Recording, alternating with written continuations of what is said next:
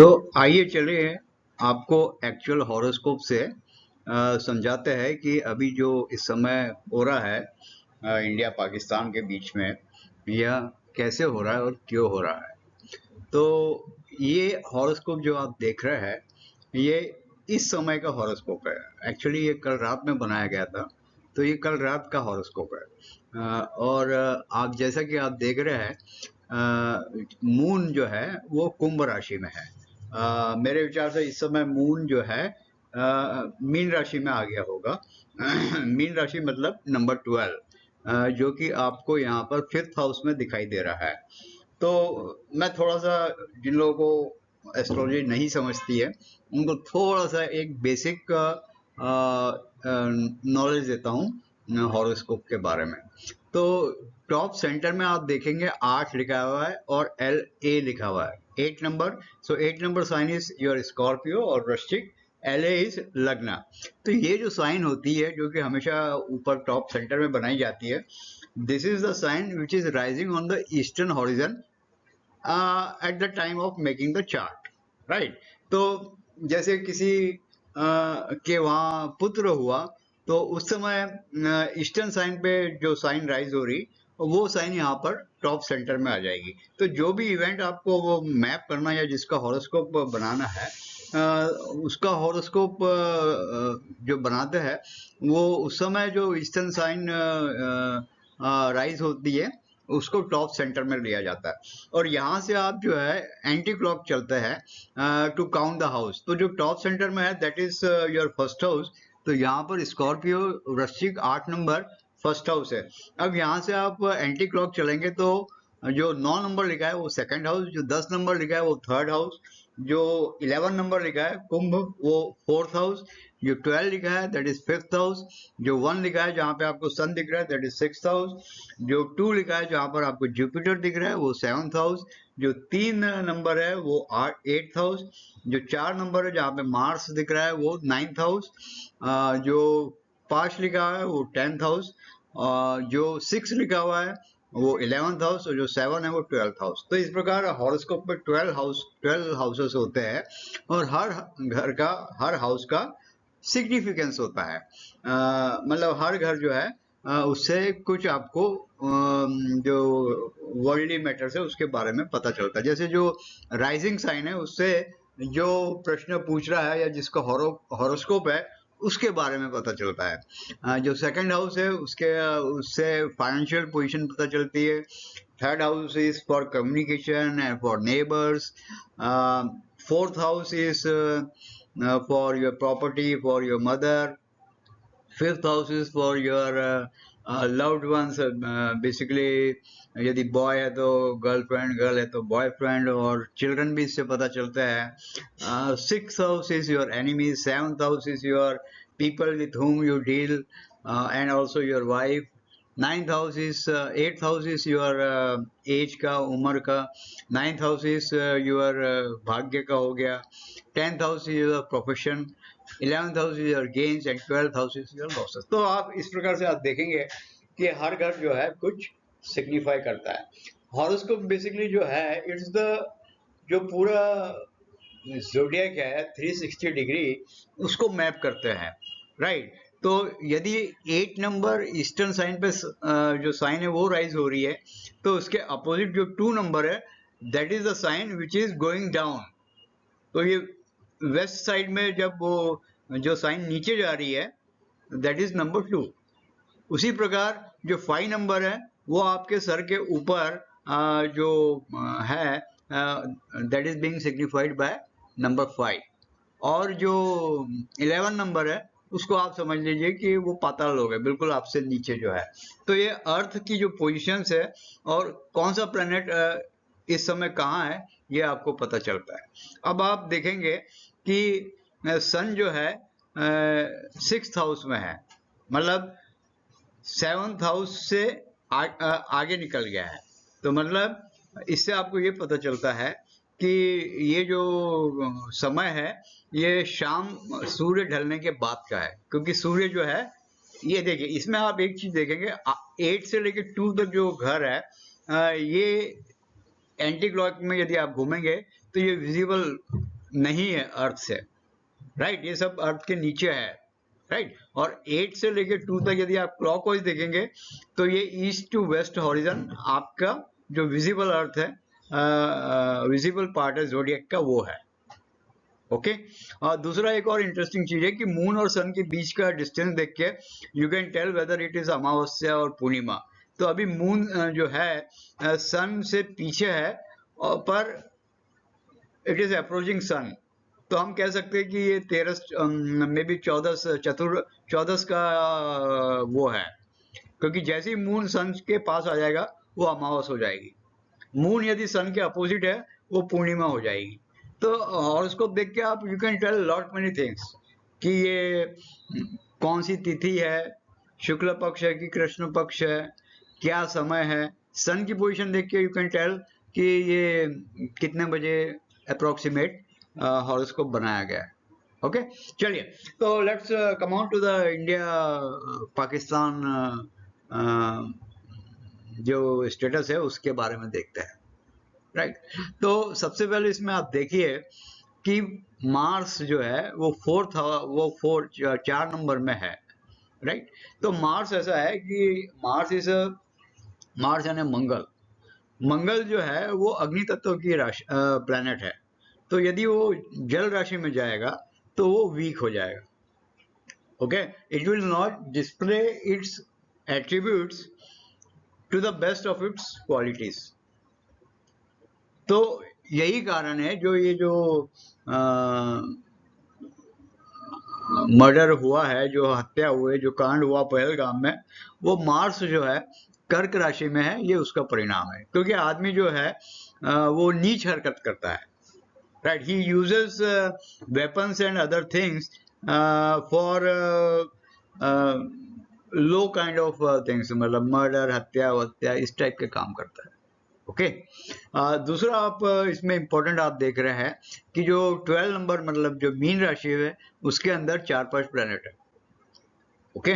और यदि प्लैनेट्स की डिग्री भी देखे तो राहु जो है वो अराउंड 1 डिग्री के आसपास है, और सैटर्न जो है वो 2 डिग्री के आसपास है, राइट। और वीनस जो है वो भी 2 डिग्री के आसपास है।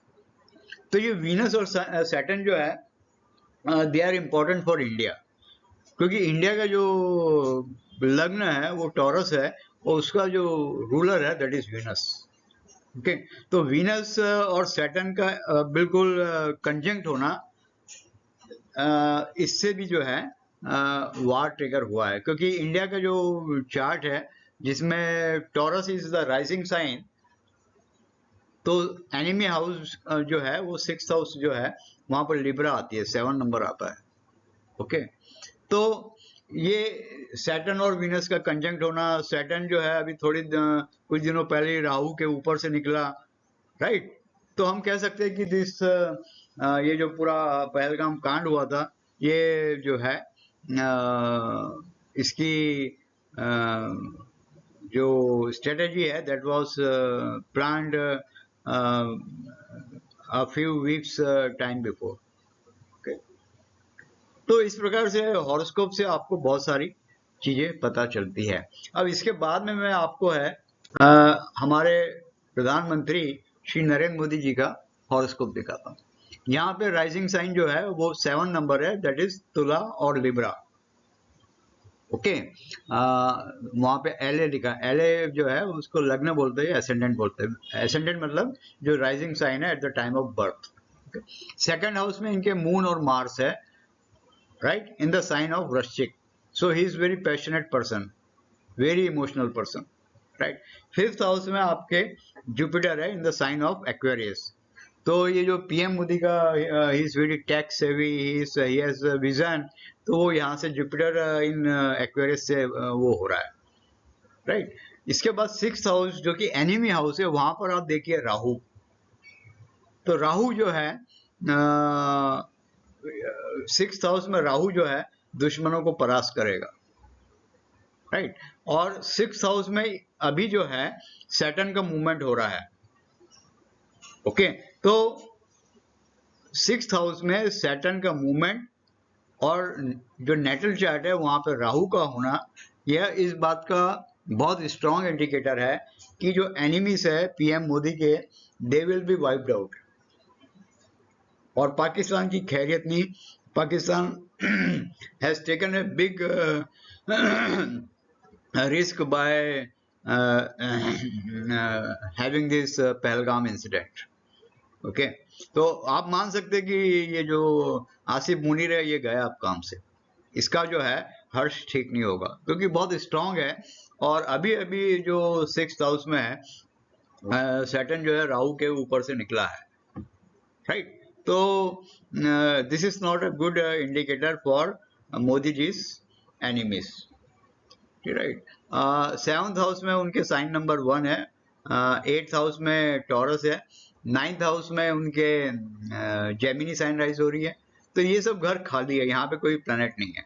10th हाउस में उनके again there is no near planet, उसमें प्लूटो है, पर अभी उसके बारे में हम बाद में चर्चा करेंगे, राइट। 11th हाउस में वीनस और सैटर्न है। देखिए, मैंने जितने भी इंडिया की पीएम देखे हैं, मोस्टली उनके हॉरोस्कोप के कुछ एट्रीब्यूट्स होते हैं। पहला जो एट्रीब्यूट है वो या तो कर्क राशि बॉर्न होते हैं या लिब्रा राशि बॉर्न होते हैं।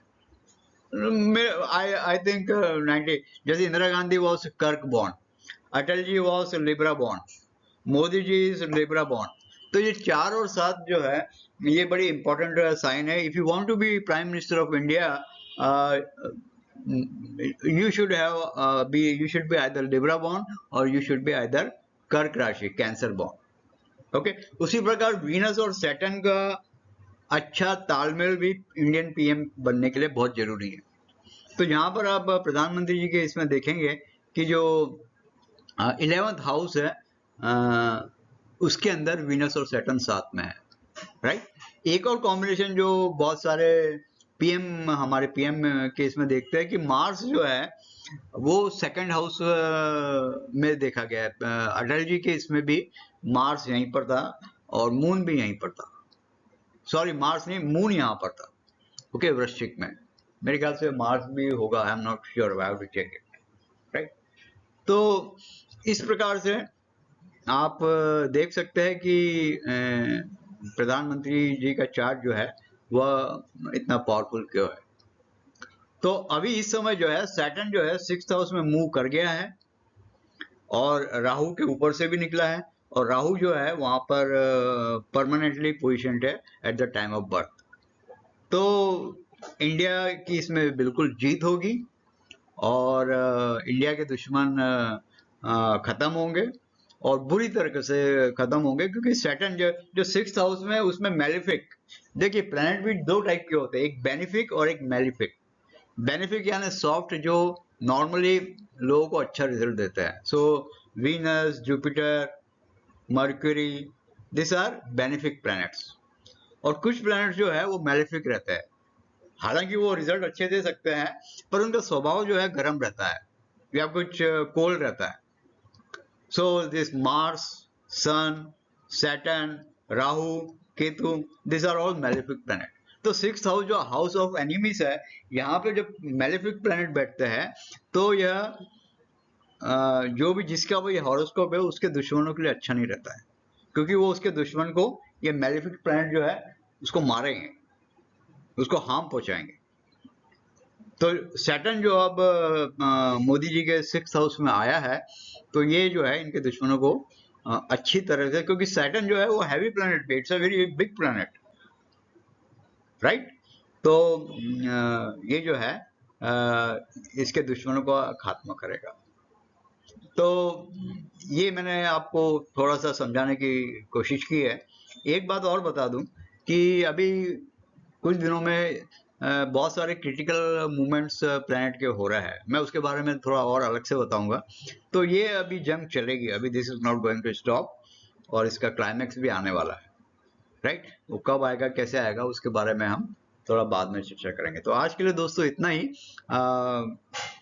चैनल को लाइक करें, कमेंट करें, सब्सक्राइब करें, please subscribe, we need better overreach as we are going to show important we'll take important topic with proper data and analyze that. So please subscribe. It's my very humble request to everyone. Thank you very much.